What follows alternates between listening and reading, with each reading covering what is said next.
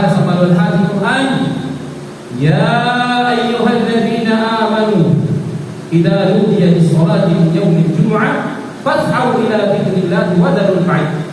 O kayong mga sumasampalataya, o kayong mga Muslim, kapag ang panawagan ng pagdarasal sa araw ng Jumu'ah ay pinanawagan na fas'au ila dzikrillahi wa dharul bai'a, ay magmadali kayo upang ito'y tugunan at iwan ninyo ang pangangalakal o pagtitinda.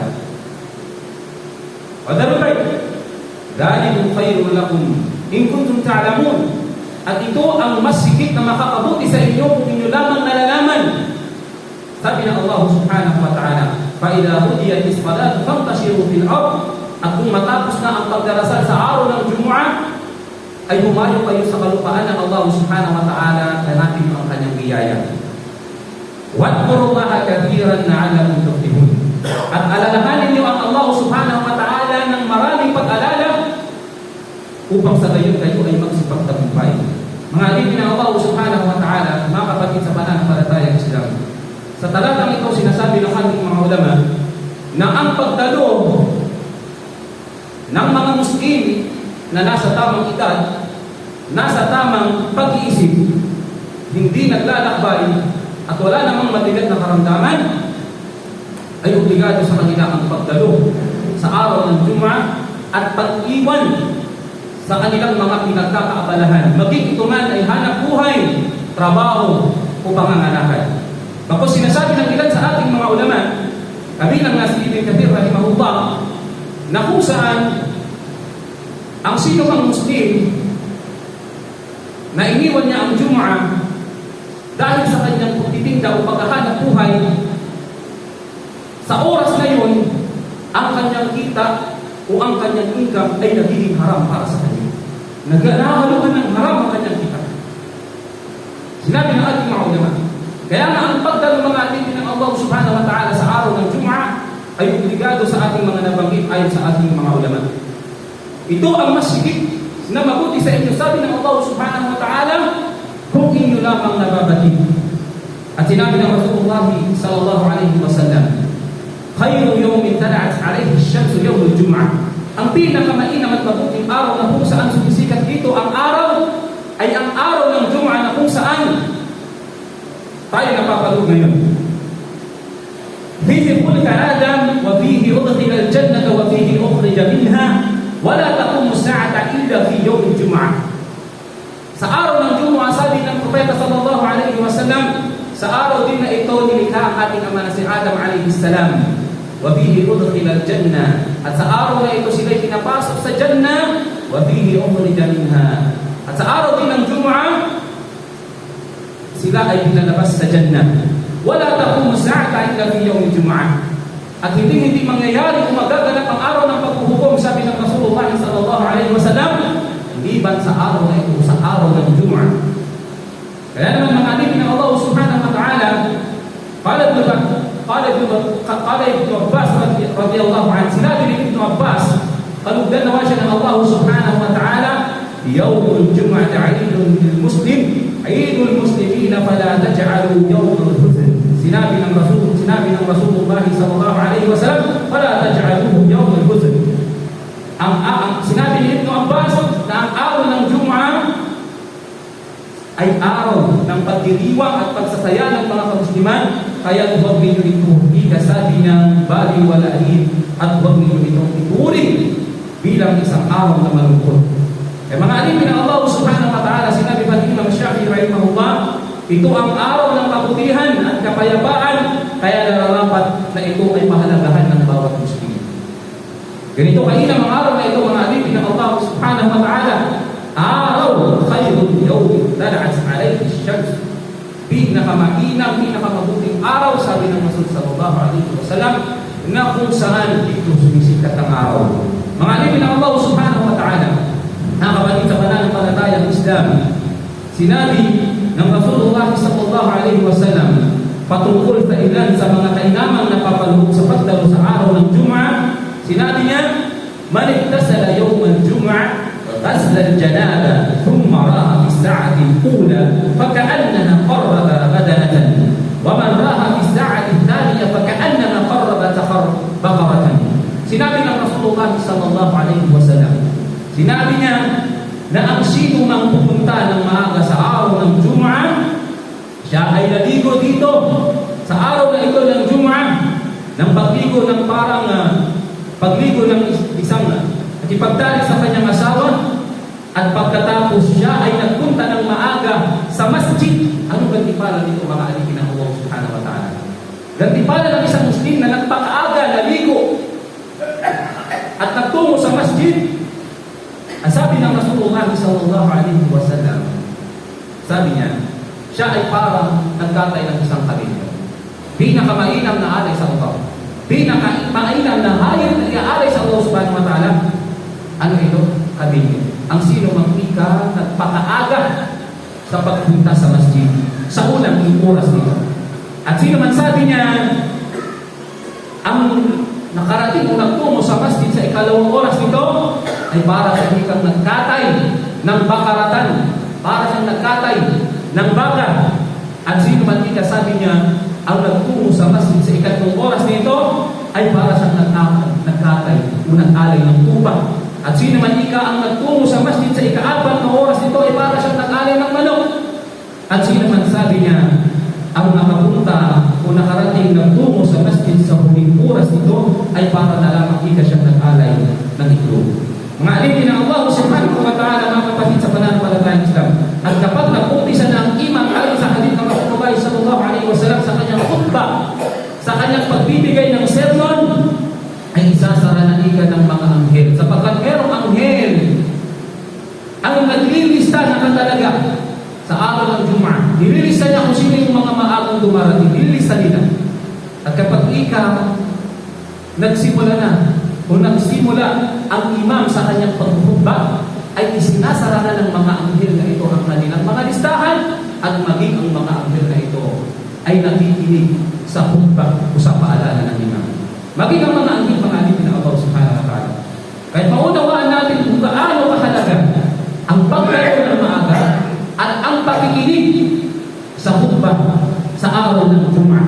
Kaya mga alipin ng Allah subhanahu wa ta'ala, ibinapahiwatig sabi ni Ibn Hajar al-Asqalani rahimahullah, ang ibinapahiwatig ng hadith na ito, at sabi niya na ang sino mang nagmamadali pumunta ng maaga nagsagawa ng pagsamba ay magkakamit ng mas mataas na gantimpala, at ang oras bago dumating ang imam ay may katumbas na huli ng sakripisyo ayon sa kabutihan nito na ipagkakalog sa kanya ng Allah subhanahu wa ta'ala.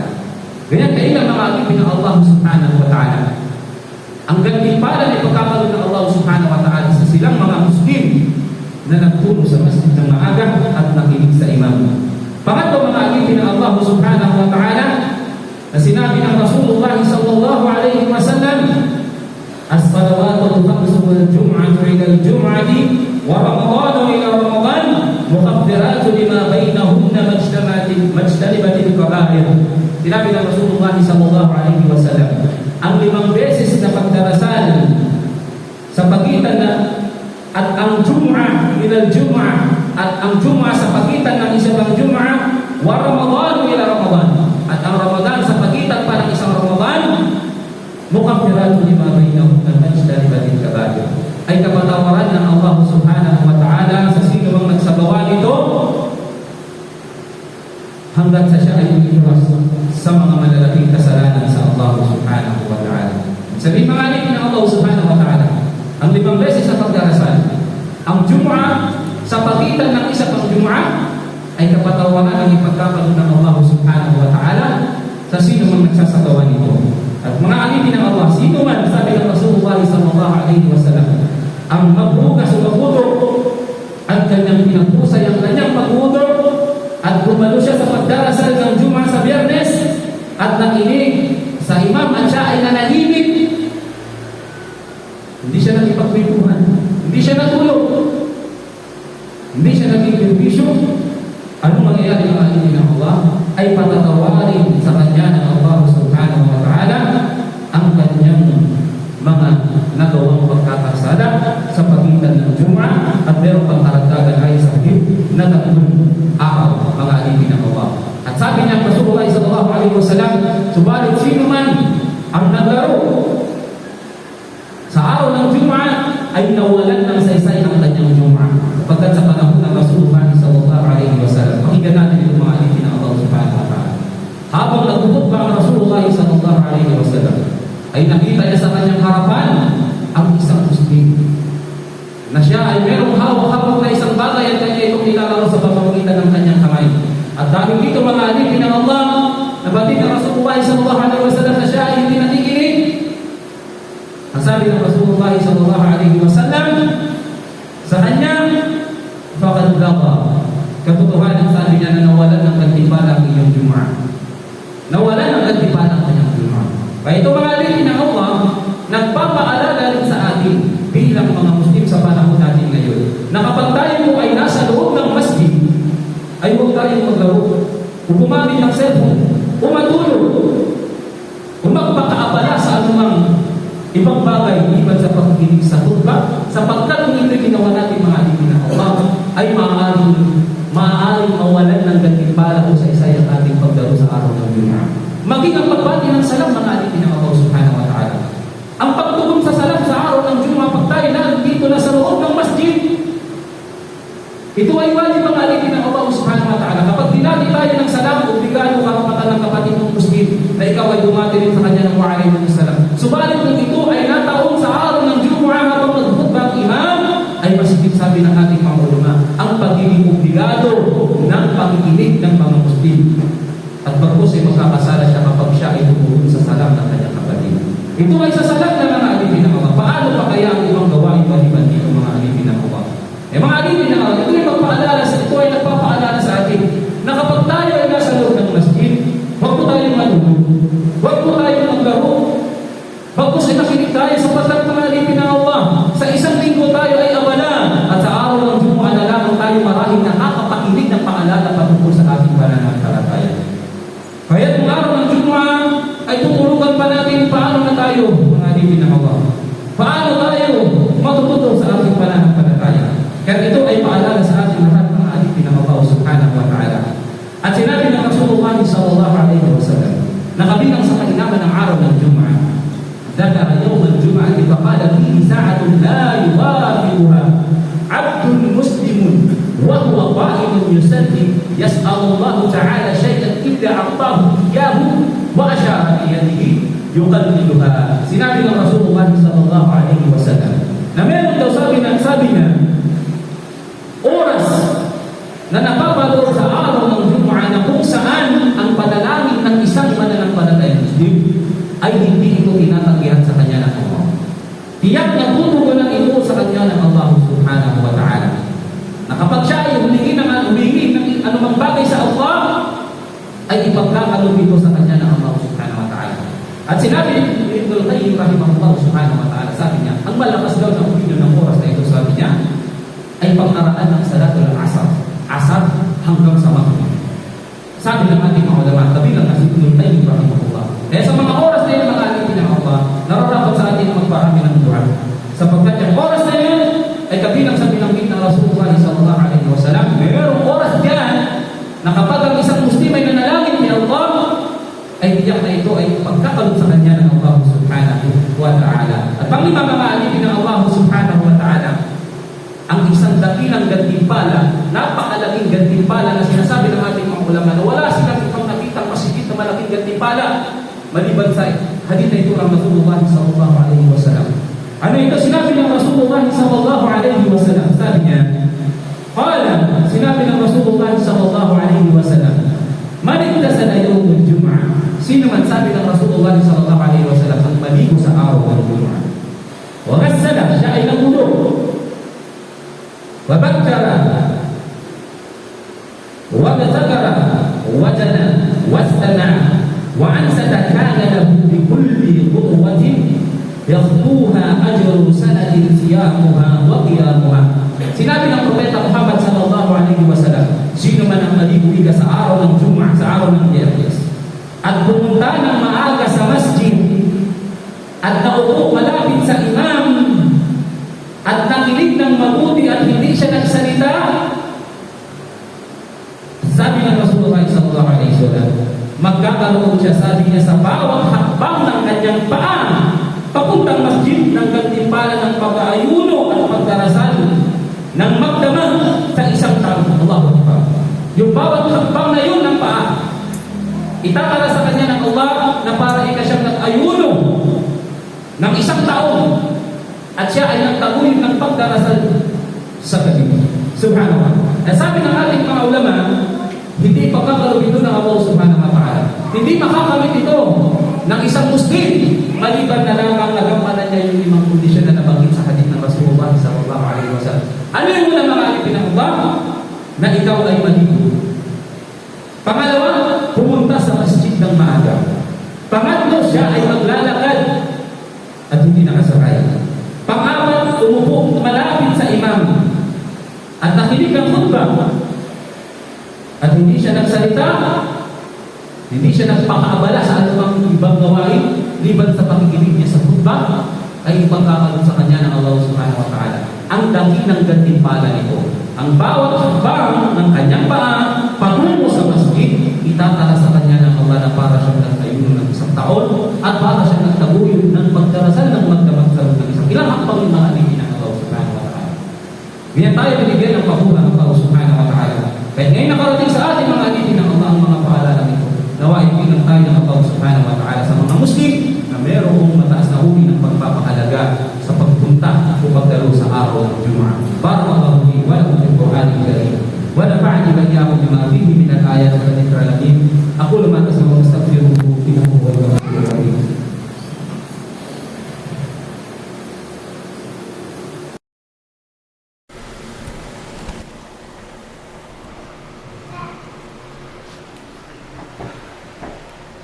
بسم الله الرحمن الرحيم الحمد لله رب العالمين الصلاة والسلام على رسول الله أشهد أن لا إله إلا الله وحده لا شريك له وأشهد أن محمدا عبده ورسوله. Mga alipin ng Allah subhanahu wa ta'ala, mga kapatid sa pananampalatayang Islam, sa unang khutbah ay natalakay natin ang ilan sa mga kainaman at kabutihan ng pagdalo sa araw ng Jumu'ah. At sa pangalawang khutbah na ito, mga alipin ng Allah subhanahu wa ta'ala, ay nais din nating ipaalala ang paalala ng Rasulullah sallallahu alaihi wasallam, ang babala patungkol sa mga Muslim na nagpapabaya sa pagdalo sa araw ng Jumu'ah. Sinabi ng Rasulullah sallallahu alaihi wasallam, la yantahiyanna aqwamun an wad'ihimil jumu'at aw la yakhtimanna Allahu ala qulubihim thumma la yakunanna minal ghafilin. Sinabi ng Rasulullah sallallahu alaihi wasallam, huwag baliwalain ng sino mang Muslim ang pagdalo sa araw ng Jumu'ah, o itigil, sabi ng Rasulullah sallallahu alaihi wasallam, ng sino mang nagpapabaya o nagbabaliwala sa pagdalo sa araw ng Jumu'ah ang kanyang pagpapabaya rito, sapagkat kung hindi siya rito tumigil at hindi niya pinahalagahan ang pagdalo sa araw ng Jumu'ah, at sino mang magpabaya nito, sabi ng Rasulullah sallallahu alaihi wasallam, ay tatatakan ni Allah subhanahu wa ta'ala ang kanilang mga puso at sila ay ibibilang ni Allah subhanahu wa ta'ala sa mga ghafilin, sa mga walang pakialam, sa mga pabaya, sa mga irresponsabling Muslim.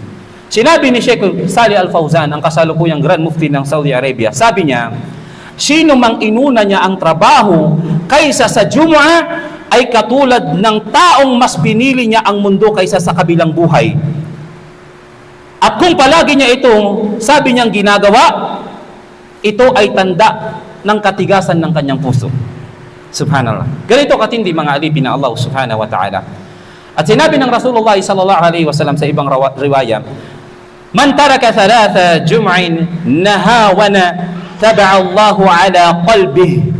Sinabi ng propeta sallallahu alaihi wasallam, makinig tayo mga alipin ng Allah, sino mang iwanan niya ng tatlong magkakasunod o tatlong beses na magkakasunod ang pagdalo sa araw ng Jumu'ah nang walang sapat na dahilan, mga alipin ng Allah, sapagkat meron ding mga kadahilanan na kung saan ipinapahintulot ng Islam na hindi makadalo ang isang Muslim, tulad na halimbawa na kung siya ay merong sakit.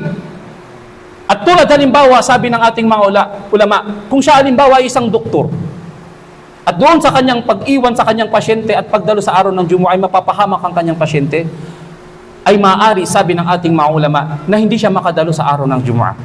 Ganon din yung mga sundalo. Sa mga mayroong mga mabibigat na kadahilanan. Subalit maliban dito, sabi ng mga ulama, ang sabi niya sa karugtong ng hadith, sinabi ng Rasulullah sallallahu alaihi wasallam, sino man ang magpabaya ng 3 beses na pagdalo sa araw ng Jumu'ah nang walang mabigat na kadahilanan, o kanya lamang itong binaliwala, ay tatatakan ng Allah subhanahu wa ta'ala, isasarado ng Allah subhanahu wa ta'ala ang kanyang puso. Sabi ni Imam Shafi'i rahimahullah subhanahu wa ta'ala, ang ibig sabihin, sabi niya, nang tatatakan ni Allah ang kanyang puso, ang ibig sabihin, sabi niya, natatatakan ni Allah ang kanyang puso, subhanallah, ay ititigil ni Allah ang gabay, subhanallah, at liwanag dito dahil sa kanyang kapabayaan, subhanallah. Nakakatakot mga alipin ng Allah subhanahu wa ta'ala. Nakakatakot na ang isang Muslim ay baliwalain niya ang pagdalo sa araw ng Jumu'ah, sapagkat tatatakan pala ng Allah ng 3 beses sunod-sunod, walang mabigat na kadahilanan, pinabayaan niya ang pagdalo sa araw ng Jumu'ah, tatatakan ng Allah ang kanyang puso. At ang tatak na ito, sabi ni Imam Shafi'i, ititigil ni Allah ang gabay dito at ang liwanag na meron sa kanyang puso. Subhanallah, mga alipin ng Allah subhanahu wa ta'ala, sapat na dalil, katibayan na narinig natin ngayon upang sa ganun ang bawat Muslim na narito ay hindi magpabaya sa pagdalo sa araw ng Jumu'ah. Qala Ibn al-Qayyim rahimahullah, sinabi ni Ibn al-Qayyim, man fatathu al-Jumu'ah faqad fatahu khairun 'azim fa innaha min a'dami majalisil iman. Sinabi niya, fa innaha min a'dami majalisil iman. Sino man ang nagpabaya sa pagdalo sa araw ng Jumu'ah ay mawawalan ng napakalaking kabutihan. Unawalan ng napakalaking kabutihan, sapagkat sabi niya, ito ay kabilang sa pinakamahalagang pagtitipon sa pananampalataya. Wa qala Umar ibn al-Khattab radiyallahu anhu, at sinabi rin ni Umar ibn al-Khattab, kalugdan nawa siya ng Allah subhanahu wa ta'ala, al-amalu fid dunya laysa madmumin walakin al-madmum man adaa bihi al-akhirah. Napakagandang kasabihan mga alipin ng Allah. Sinabi ni Umar ibn al-Khattab, ang paghahanap buhay o pagtatrabaho sa mundong ito ay hindi naman masama. Hindi masama na tayo ay maghanap buhay. Hindi masama na tayo ay magnegosyo sa halal na pamamaraan na pinahintulutan ng Islam. Subalit sabi niya, ang masama, ngunit sabi niya, ang kasamaan, ang pagpapabaya sa akhirat dahil dito. Hindi sabi niya kasamaan, hindi masama ang pagtatrabaho dito sa dunya, ngunit kasamaan, sabi niya, ang pagpapabaya sa akhirat dahil dito. Dahil ano ba ang mas dapat na prioridad ng isang Muslim? Ang kanyang paghahanda ng magandang buhay sa dunyang ito, o ang kanyang paghahanda para sa kanyang pagbabalik sa Allah subhanahu wa ta'ala? Ano ba ang mas mainam sa Muslim? Ang mundong ito o ang akhirah na kung saan naroon ang paraiso ng Allah subhanahu wa ta'ala? Makuha man ng isang Muslim ang lahat ng yaman dito sa dunya na ito, kung napabayaan niya ang kanyang akhirah, ay hindi makakatulong sa kanya ang yaman na yun pag siya ay pinapasok ng Allah subhanahu wa ta'ala sa impyerno. Kaya mga alipin ng Allah subhanahu wa ta'ala, wag hayaan ng bawat isa sa atin na siya'y malinlang ng kinang ng dunya, ng mundong ito. Narito tayo sa mundong ito, mga alipin ng Allah subhanahu wa ta'ala, upang paghandaan natin, upang makaipon tayo ng ating babaunin sa ating pakikipagtagpo kay Allah subhanahu wa ta'ala. Fatasawwadu fa inna khayra zadi taqwa. Sinabi ng Allah, magbaon kayo, sapagkat ang pinakamainam na baon at ang pinakamainam na baon para sa Muslim ay ang kanyang takot sa Allah subhanahu wa ta'ala, ang kanyang pagsunod kay Allah subhanahu wa ta'ala, at paglayo sa mga ipinagbawal ng Allah subhanahu wa ta'ala. Ala tusallu ala nabiyikum fa inna Allah amarakum bidhalika haythu qala inna Allah wa malaikatahu yusalluna ala nabiy ya ayyuhalladhina amanu sallu alayhi wa sallimu taslima. Allahumma salli ala Muhammad wa ala ali Muhammad kama sallaita ala Ibrahim wa ala ali Ibrahim innaka Hamidum Majid. اللهم أعز الإسلام والمسلمين وأذل الشرك والمشركين ودمر أعداءك وأعداء الدين. اللهم اغفر لنا ولوالدينا ولجميع المؤمنين والمؤمنات والمسلمين والمسلمات الأحياء منهم والأموات إنك سميع قريب مجيب الدعوات يا رب العالمين. ربنا آتنا في الدنيا حسنة وفي الآخرة حسنة وقنا عذاب النار وادخلنا الجنة مع الأبرار يا عزيز يا جبار يا أرحم الراحمين. سبحانك اللهم وبحمدك ونشهد أن لا إله إلا أنت ونستغفرك ونتوب إليك. أقم الصلاة فإن الصلاة تنهى عن الفحشاء والمنكر.